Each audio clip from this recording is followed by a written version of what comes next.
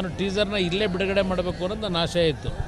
ನನಗೆ ರಾಜಕೀಯವಾಗಿ ಜನ್ಮ ಕೊಟ್ಟಿರ್ತಕ್ಕಂಥ ಈ ಒಂದು ನೆಲದಲ್ಲೇ ನನ್ನ ಮಗನ ಸಿನಿಮಾದ ಟೀಸರ್ಗೆ ಬಿಡುಗಡೆ ಆಗಬೇಕು ಅನ್ನೋದು ನನ್ನ ಒಂದು ಆಸೆ ಇತ್ತು. ಆದರೆ ಇನ್ನೂ ಕೆಲವು ಟೆಕ್ನಿಕಲ್ ವರ್ಕ್ ಏನಾಗಬೇಕಾಗಿದೆ. ಬಲ್ಗೇರಿಯಾದಲ್ಲಿ ಮಾಡಿರ್ತಕ್ಕಂಥ ಸಾಹಸ ದೃಶ್ಯಗಳಿರ್ಬೋದು, ಅದೇ ರೀತಿಯಲ್ಲಿ ಹಾಡಿನ ಸನ್ನಿವೇಶಗಳನ್ನು ಚಿತ್ರೀಕರಣ ಮಾಡಿರ್ತಕ್ಕಂಥದ್ದಿರ್ಬೋದು, ಅದೆಲ್ಲ ಅತ್ಯುತ್ತಮವಾಗಿ ಬಂದಿರತಕ್ಕಂಥದ್ದೇನಿದೆ. ಈ ಒಂದು ಚಿತ್ರ ಕನ್ನಡ ಚಿತ್ರರಂಗದಲ್ಲೇ ಒಂದು ಮೈಲಿಗಲ್ಲಾಗ್ತಕ್ಕಂಥ ಕಥೆಯನ್ನು ಹೊಂದಿರತಕ್ಕಂಥದ್ದು.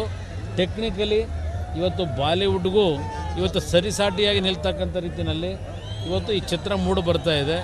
ಅಕ್ಟೋಬರ್ 6ನೇ ತಾರೀಕು ಈ ಚಿತ್ರವನ್ನು ಬಿಡುಗಡೆ ಮಾಡಬೇಕು ಅಂತ ಇದ್ದಾನೆ. ಇದೇ ತಿಂಗಳು 31ನೇ ತಾರೀಕು ನಾನು ತೆಲುಗು ಮತ್ತು ಕನ್ನಡ ವರ್ಷನ್ನ ಏನು ಟೀಸರ್ ಇದೆ ಎರಡನ್ನೂ 31ನೇ ತಾರೀಕು ಹೈದರಾಬಾದ್ನಲ್ಲಿ ಬಿಡುಗಡೆ ಮಾಡ್ತಾ ಇದ್ದೇವೆ.